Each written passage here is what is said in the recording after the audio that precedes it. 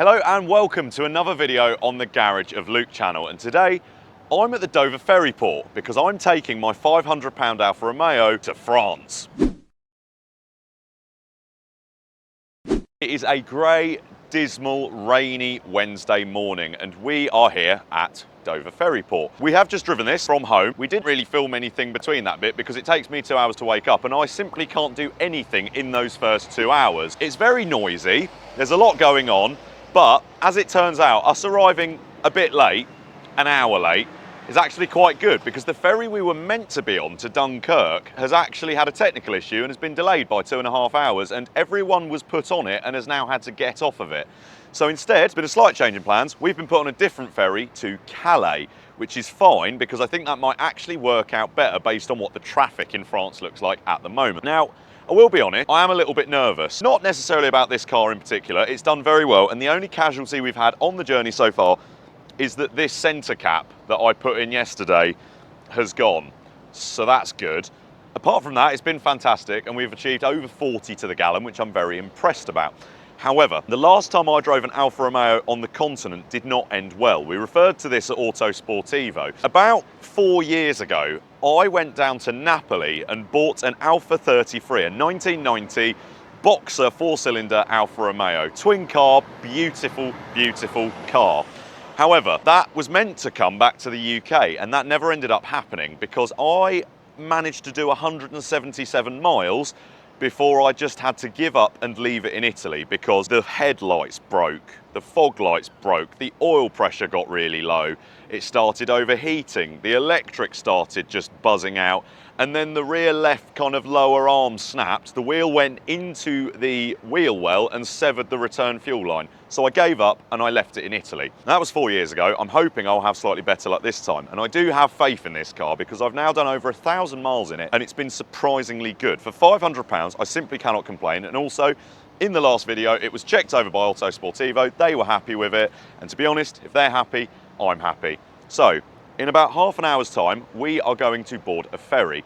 My favourite thing to do. I do like a ferry. We're probably going to have some breakfast or at this rate lunch, and then we will be making tracks through France to hopefully get to the hot air balloon show by 6:30, which is when the launch is due to happen. The weather is slightly better in France apparently, so we shall see how that pans out.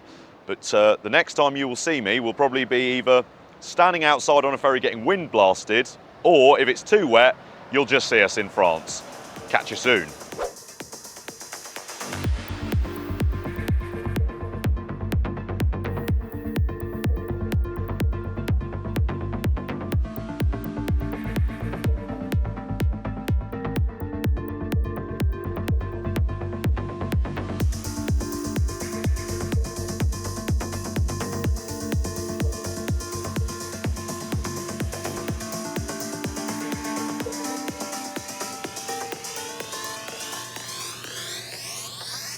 So, after the minor calamities involved with the ferry and after having the most expensive breakfast I've ever had, and also probably the worst, and there was a screaming baby, and it was awful. I hated it. It kind of reminded me why the Eurotunnel is now so expensive, because everyone just wants to do it, because it is, I'm afraid, just better than doing the ferry. But we are about 100 kilometres into France now. The Alfa is still running. And not only is it still running, it's still doing very well. I have noticed a few things though. It really could do with a sixth gear, because on the UK road network where the speed limit is 70 miles per hour, it's fine. Here, where the speed limit is 130 kilometers per hour, which is somewhere around 81, 82 miles per hour, it is a little bit noisy at 3,750 RPM, so a sixth gear would be quite nice.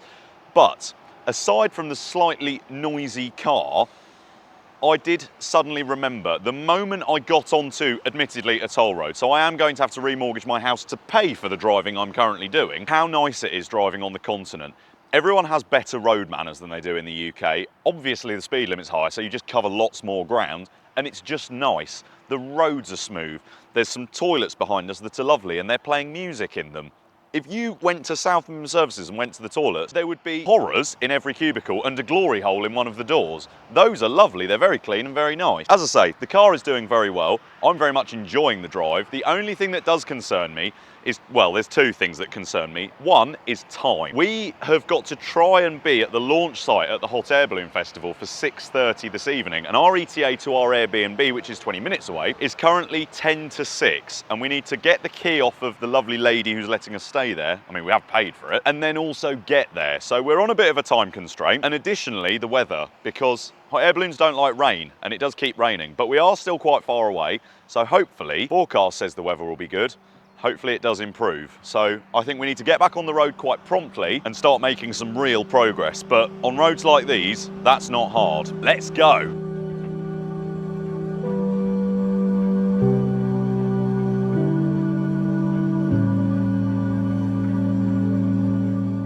So, situation report on the journey so far. Patchy rain, car still doing well, everything good. There is, however, one small thing, which is the situation de petrol, because currently I have got 56 miles of range in the car, which is somewhere around the region of 90 kilometres. I've just been on the satellite navigation and I have found a petrol station, because I refuse to fill up at a motorway services. I won't do it. I've seen the prices because they put them on helpful little boards that you can see from the road, and it's about €1.95 for premium, which is what I want to put in this. So that's about, I think, about £1.70, which seems like a lot. So I wanted to go to a supermarket of some description because fuel is always cheaper there. Now, the closest one I could find that doesn't involve going massively off route is, funnily enough, currently 86 kilometres away, and the range is now saying 54 miles. Now, I can do the rough maths in my head and say that that's going to be a bit tight. Not only that, I haven't run this car onto the fuel light yet. I very rarely let cars get onto the fuel light. So, to make the end section of this journey, because we've got about an hour and a half total to go, a bit more interesting, I am going to try and get to the petrol station without running out, because I haven't got European recovery, which was quite stupid. So it would be quite bad if I ran out of petrol. So, I'm going to aim for that station. What I'm actually going to do, I'm going to take it out of dynamic. I'm not sure this does anything, and I'm going to put it in normal. And all of a sudden the throttle pedal just doesn't do anything. There we go. I'm going to try and do some economical driving, see what miles to the gallon I can get, because we have been doing 38, sitting at 82 miles per hour, which is the speed limit, and I'm quite impressed by that. So I'm going to sit closer to about 75, see if I can up those numbers, because I need to pump those numbers up, and get safely to the petrol station. Let's see how this goes.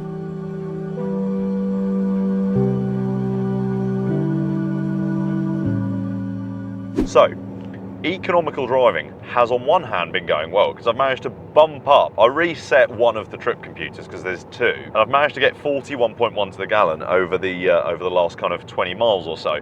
However, the fuel light came on and I got bored of it being in normal mode, because I don't think it's actually helping. All it does is change how responsive the throttle is and how I think how weighted the steering is, because I think it feels a bit lighter. So I wanted to put it back in dynamic, but I couldn't, because as it turns out, when the fuel light's on, you can't do that. And not only that, this car does something else that Addison and I have just discussed that we hate, which is when the range goes below a certain level, instead of just counting down, this is now just telling me there is no range. It sprung up on the dash, said low fuel level, and on the range it's now just got 4 lines. It says nothing. It reckons it's out of fuel as far as it's concerned, which is a bit of a worry considering we are currently still about 33 miles from where we need to get to put fuel in it. We're 51 kilometres away. I'm sure it'll be fine, but I'm still refusing to pay motorway prices, so I'm sure we'll get there. I'm sure everything will be okay, and I'm not stressed at all. Fingers crossed.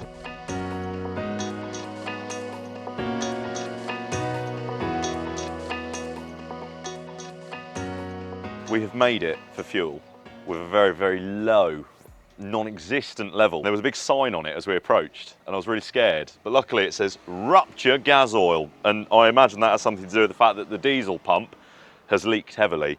So I'm going to try and work out this prepay jobby. Touch it. Ticket indispensable. But I need a receipt for me expenses. What do I do? Oh, English. Self-service.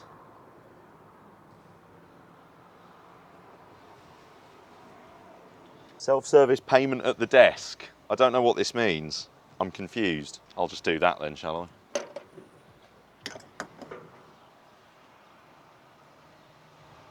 Well, that doesn't work. Do I just put my card in? I'll try that. It's broken. It says pump out of order. I'll try again. Maybe it's because I pulled the thing out. Hang on. No, not working. Don't listen to anyone. France is rubbish. I'm going home. This is a very small petrol station that just happens to be up the road. And I don't think it's even a petrol station. It appears to be a pub. It's literally a pub. 1.90 a litre. So my whole thing of saving money has just gone out the window, but I don't care because I got really stressed and now I've got petrol. I think, to be fair, that's still only at 1.65 a litre-ish. Could be worse, could be better. There is quite a lot of money going in. Again, it's fine. I'm not bothered. All I care about is the fact that it's going to have petrol in it. That's the main thing. Very, very expensive petrol. But it's fine. Now I need to go and work out how to pay, which I'm sure will be stress-free. Does it have a number? No. Bonjour. 90-35. Yeah, bear with. That one. Fuel. Pay. 90,35 €. Yes. Que vous me devez. So, Carte, comment? oh, card. Carter. Sorry. My French is terrible. C'est de la lune, mais pas de feuilles. Ticket? Oui. Right, let's go. That was embarrassing.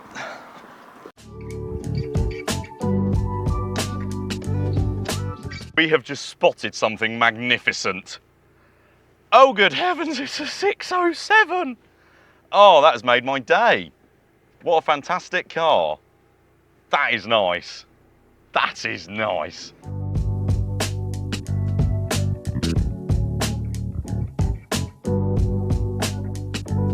So, as you can probably tell from the scene behind me, we did in fact make it. And like with the ferry earlier, we actually got another quite significant stroke of luck because it is actually currently 8:05 local time.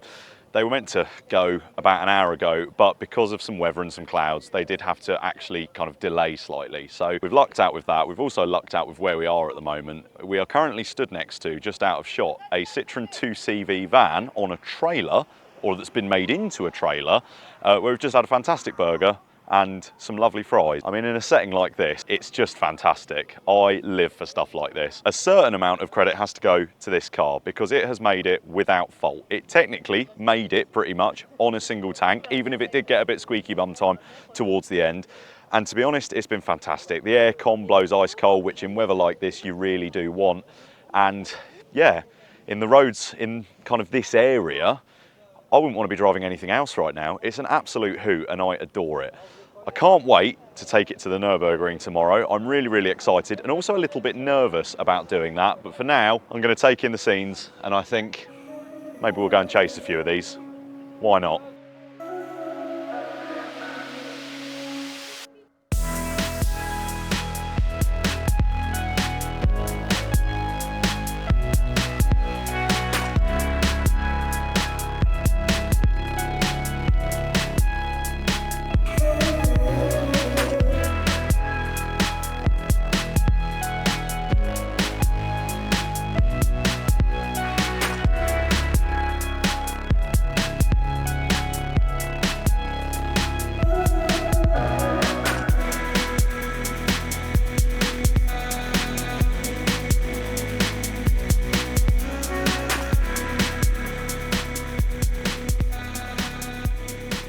After a somewhat hectic day of missing a ferry, driving through France and nearly running out of petrol and then chasing after hot air balloons through the French countryside and even helping to bring one down, we decided to cap off the evening with something a bit more peaceful by heading to the night glow at the On Balloon Festival. And once the night glow was finished, we headed back to the Airbnb because we needed a good night of sleep for what was coming tomorrow, because we were driving to the green hell, the Nurburgring.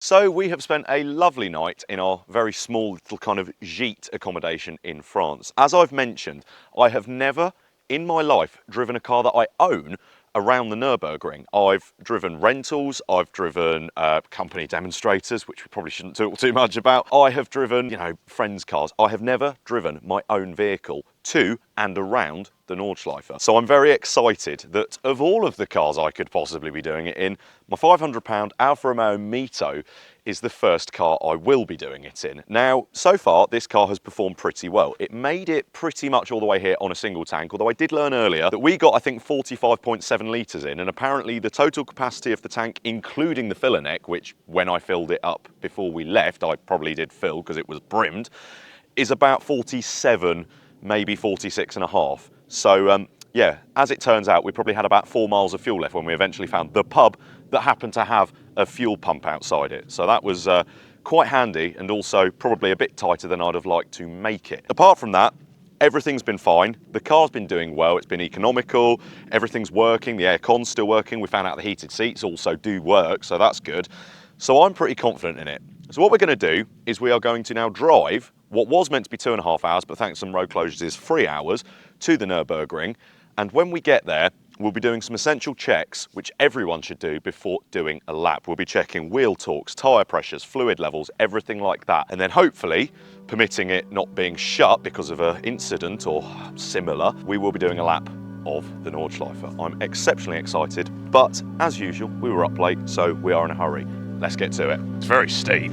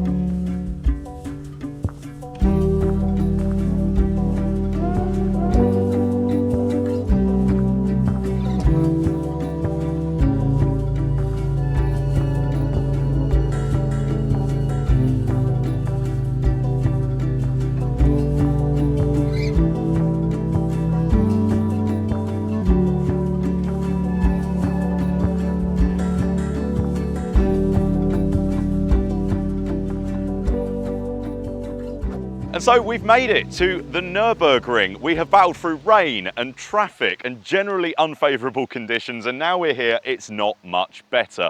I'm a little bit annoyed that my first ever lap in my own car at the Nurburgring is going to be in the wet. And it's also important to note that it's not just this Alfa's first lap, it's also Addison behind the camera's first lap on his first ever time in Germany.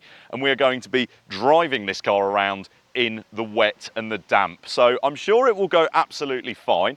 Obviously, the important thing to do now is we're going to head over to where you get your cards for the TF laps, because I haven't got my Green Hell card on me. I've actually managed to leave it at home, which is, I mean, convenient. So we're going to head over there. Once we've got the card, we're then going to do our final checks on the car. We're going to make sure the tyre pressures are all uniform. We're going to make sure the oil level's good. And then once we've done that, there's no delaying it any further. We are going to be, if the track is open and somebody hasn't had an incident, going out onto the Green Hell. I am very, very excited and also quite nervous, but I'm sure it will be fine. Let's go. So as mentioned, I do need to check some things before we go out. It's a very recommended thing to do. I found the flattest piece of ground that I can, which was quite difficult because it's very hilly around here. I'm going to make sure that the car still has oil in it. It's probably good. This new dipstick, very hard to get in and very hard to read. Actually, the oil level looks pretty good. Oh, lovely, fantastic. Well, it's not the levelest ground either, so that probably doesn't help, but there we go, oil level, good. I don't need to use this lovely Lumicar diesel 5W40 that I bought. Don't worry, it'll be fine. So now I've just got to do the tyres and make sure that they're all uniformly pressured. I might let a bit out of them as well, because I think I've set them to 32 and I think I want 30 for today. I'm using no science to this, it just seems right. There's a lot of attempted car on trailering going on. So, and 30, lovely. That was well done. Right, now just the other three, and then check wheel bolts, and I think that's everything.